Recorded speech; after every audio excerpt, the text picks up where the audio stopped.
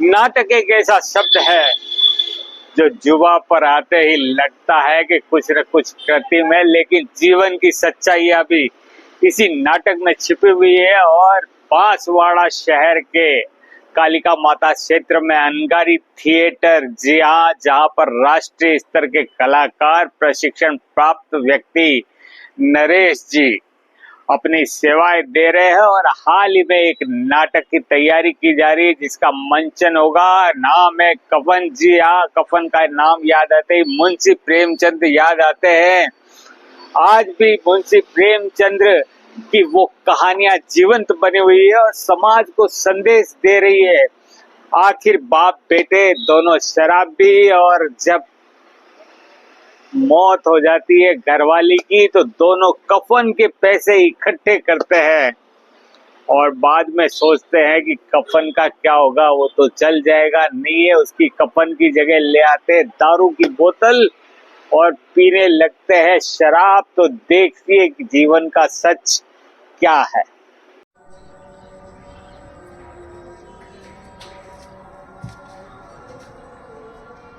गई उसे जलाने भर की व्यवस्था तो हो गई, क्यों माधव?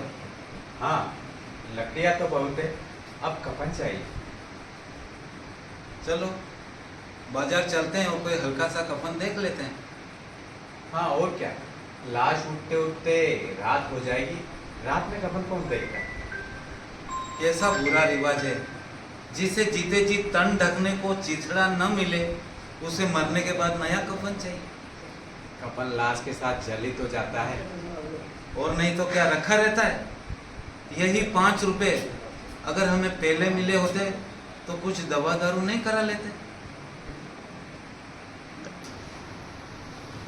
ये मुंशी प्रेमचंद की कहानी कफन पर आधारित नाटक है और हम चाहते हैं कि बांसवाड़े में नाट्य गतिविधियों को एक नई पहचान मिले या नाट्य कलाकारों को प्रोत्साहन मिले और नाट्य जगत से संबंधित जितनी भी जो कलाएं हैं उनका उपयोग हो और बांसवाड़े में नाटक का फैलाव हो, लोग नाटक से ज़्यादा जुड़े। इसी उद्देश्य से हम यहाँ इस हॉल में, जिसका नाम है एन स्पेस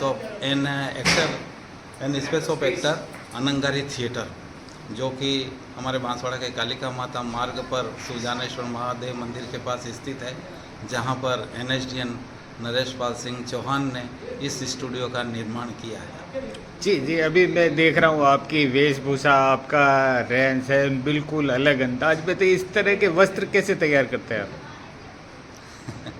ये तो वस्त्र विन्यासकार जो कलाकार होता है उसकी परिकल्पना होती है कि प्रेमचंद जी का जो घिसू पात्र है वह किस तरह का रहा होगा। जी।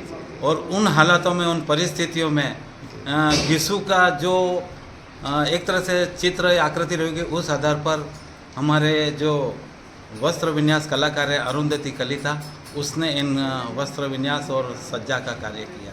जी, मैं ये जानना चाहूँगा कितनी देर आप उनको अध्ययन करते हैं और उसके बाद में जो जीवन तो उनकी प्रस्तुति आप देते हैं? ये बहुत अच्छी बात बताई कि हमारे डायरेक्टर नरेश पाल सिंह चौहान अक्सर कहते हैं कि जब आप कोई नाटक करते हो तो पहले उन सारी परिस्थितियों को समझो कि वो जो पात्र है उसके आगे क्या है, पीछे क्या है, दाएं क्या है, बाएं क्या है, वह किस परिस्थितियों से गुजर रखा है, तभी इस तरह के भावों का निर्माण होता है।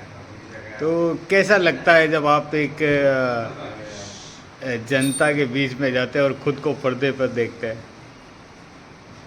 नाटक तो एक सजीव विधा है जो कि दर्शकों के सामने प्रस्तुत की जाती है। ये बात अलग है कि आजकल मोबाइल कैमरों द्वारा और वीडियो कैमरों द्वारा इनको शूट करके विभिन्न जो सोशल मीडिया के साधन हैं उन पर भी प्रसारित होने लग गया है। लेकिन अनंगारी थिएटर का ये उद्देश्य है कि ज़्यादा से ज़्यादा लोग नाटक को सजीव देखें।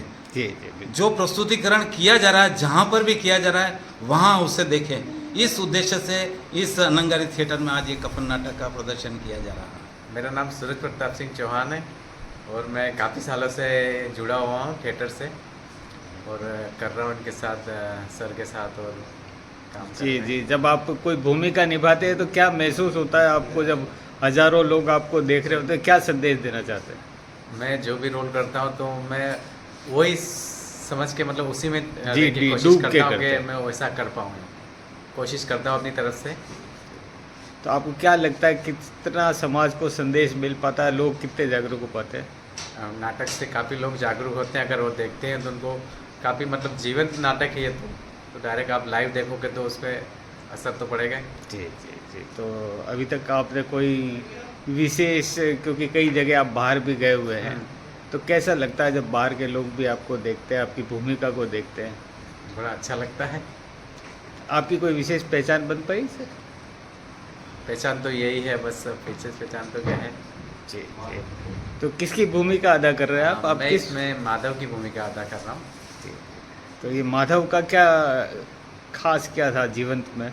माधव और गिस्सू दोनों बाप बेटे, वो उसमें जो गिस्सू का बेटा माधव वो भी उनके पिता की तरह आलसी है और कोई काम वाम कोई करने का नहीं, बस जैसे तैसे पेट भर जाए वही उसका है। मधुशाला के वातावरण में सुरूर था, शराब से ज्यादा यहाँ की हवा में नशा था। मुझको पीने दो, मुझको जीने दो। पूछने के लिए क्या है, हैं? लेकिन लोगों को जवाब क्या दोगे? लोग पूछेंगे नहीं कफन का। कह देंगे रुपए कमर से खिसक गए, बहुत ढूंढा मिले ही नहीं, लोगों को विश्वास नहीं आएगा, लेकिन फिर वही रुपये देंगे।